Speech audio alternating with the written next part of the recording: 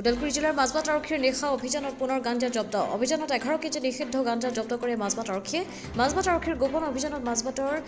লাইগাংপাৰ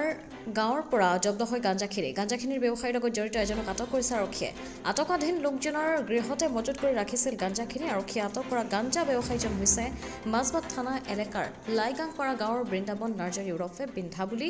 চিনাক্ত কৰিছে আৰক্ষীয়ে আৰক্ষীৰ উক্ত অভিযানৰ নেতৃত্বত আছিল মাজবাট আৰক্ষী থানাৰ ভাৰপ্ৰাপ্ত আৰক্ষী বিষয়া নীলৱজ্যোতি নাথ এছআই অকন চন্দ্ৰ শৰ্মা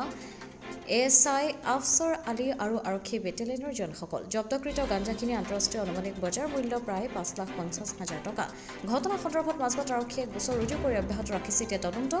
আজি আবেলি গাঞ্জা ব্যৱসায়ীজনক ওদালগুৰি আদালতত হাজিৰ কৰোৱা হৈছে বুলিও জানিব পৰা গৈছে মাজবাটৰ পৰা অমৃত নিউজ 24/7 অমৃত প্ৰবাহ অসমীয়া সাপ্তাহিক কাকতৰ ডিজিটেল সংস্কৰণ অমৃত নিউজ